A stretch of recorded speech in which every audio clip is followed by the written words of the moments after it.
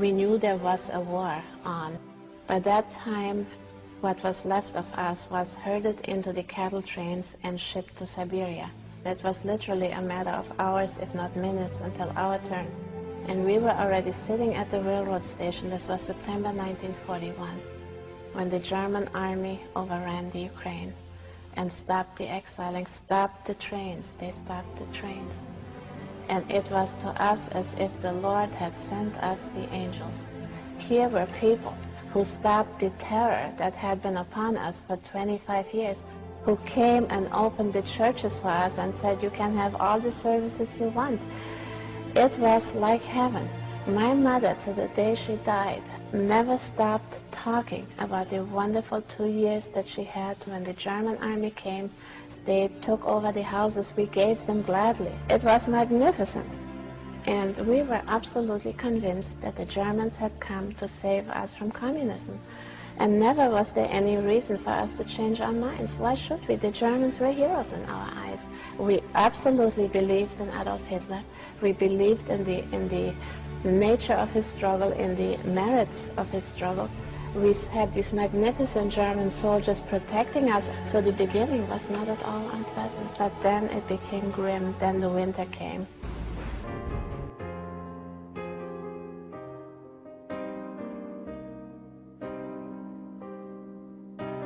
In 1943, the story changed and the Germans were pushed back.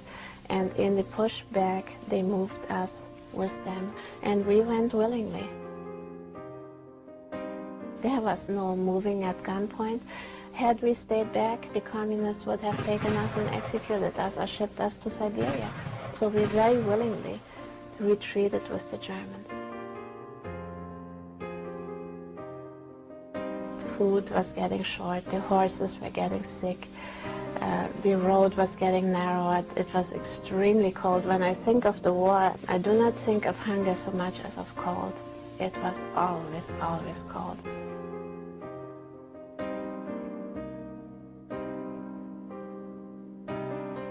And then, of course, once the winter came, it became harder and harder. We had to often stay overnight in strange houses. The army would confiscate houses, would put the refugees there. The army protected us to the end. The army never ever let us down, never let us down, to the very end. And the snow fell, covering the dreams and ideals, and the snow fell, freezing the blood and the wheels, and the snow fell. They had to keep warm for survival, and the snow fell, and defeated the beast's only rival. They took the old roads that Napoleon had taken before. They fought as the forces of light against the darkness in a holy war. One day they were looking around at the sun shining on the cold flowers. The next day they were freezing to death in the snow and the ice cold showers. And the snow fell, covering the dreams and ideals, and the snow fell, freezing the blood and the wheels, and the snow fell. They had to keep warm for survival, and the snow